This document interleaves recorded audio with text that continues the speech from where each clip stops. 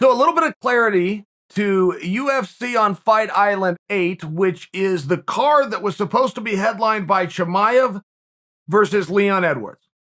The clarity being, when we found out that Chimaev was removed from the card, the question remained, is Leon going to stay in his position? Is he going to stay the main event? They're going to find a new dance partner. Leon came out and said, yes, I am. Best of luck to you, Chimaev. I got to get back to work, and it's been a minute. I fully support Leon in that, but that doesn't mean he's going to get his way. That just means that was his choosing on that. What they ended up doing is elevating Magny and Chiesa. Fascinating match, right? Nobody's going to overlook Neil Magny, not in 2021. They have overlooked him. They're not going to do it now. And I will tell you, the Michael Chiesa that showed up to fight Carlos Condit can beat anybody in that division. So, great match. We love it. But let's take a look at Chimaev Edwards, because the fact that it's removed tells us that they are going to preserve that match and move it on, which brings them one step closer to being the new Khabib Tony. This is the third time at bat. You guys will remember Khabib versus Tony when Dana struck out twice and said, I will never book this fight again. Ended up booking it a total of 5 times. And just before Tony versus Oliveira showed an interest at a press conference and go ahead and try to do that number 6. I only bring that to you because 3 times might be the second best record. It might be the second best record towards the booby prize in all of MMA. I don't follow that. I don't know that fights have been booked. I just can recall when Dana was put in a position to book Tony versus Khabib a 3rd time, he said, I'm not doing it. He said, heck no, I am not doing it. And now all of a sudden we got Chimaev versus Leon going for number 3. Not guaranteed to get that. And you do end up in a position, because many people wanted to preserve Leon, but you end up in a position rolling into a new year where there's a lot of shows booked. By example, in January alone, there's going to be 3. And by the way, they're in like a 10-day period. They're doing like Wednesday, Saturday, the following Saturday. That's off the top of my head, but I know that I'm close.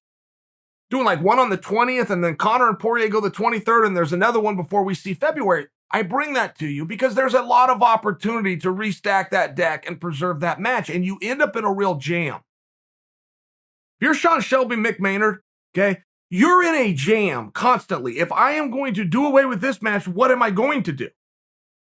Chimaev is a very legit top guy that the numbers and the rankings do not support yet, and a lot of guys were refusing him, but you have a responsibility when a guy disposes of 3 athletes in 2 different weight classes in less than 5 minutes. You have a responsibility from a health and safety perspective to put him in there with somebody of equal stature, if you can.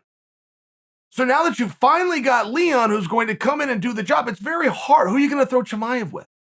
Nobody wanted to fight him in the first place. You're just going to bring in another guy to fight Chimaev when he's already sent 3 guys out, face down and embarrassed him. It's one of those things.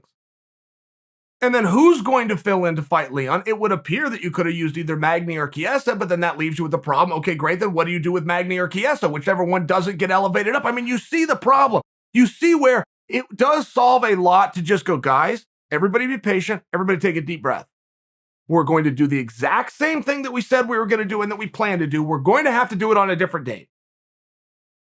That seems to be a very appropriate response, but you do have the question, are we going to get this on the 3rd try? And if we don't, how far do we play this little game of chicken out? Do we go to a 4th and I don't know. I do not know.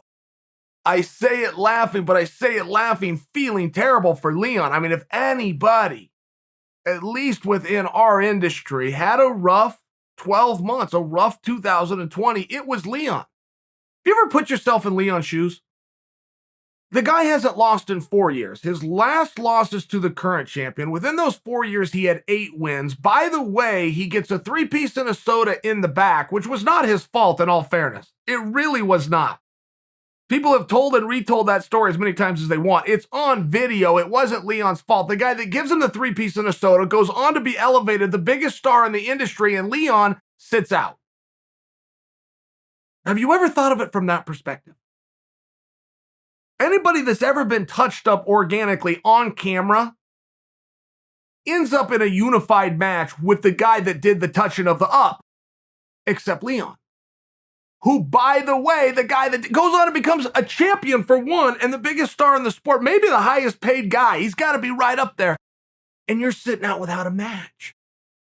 I mean, it is one of these things. And Leon finally spoke up for himself. He did not do it very strongly, but he did speak up and said, I'm not waiting. I have a date. I have a placement. I'm going to be there. I'm going to be on Fight Island. Now, it didn't work out. It didn't work out. But he still finally spoke up and said, this is what I want to do. So yet again, Leon doesn't get what he wants. Now, I think if we are patient, I think if we do take a deep breath, everybody's going to get what they were told they were going to get. Everybody. The fans, the media, the promotion, the athletes. They're just going to have to get it another day. And I will tell you, in the world of problem solving, and this was a problem that needed solved, I think it was handled perfectly.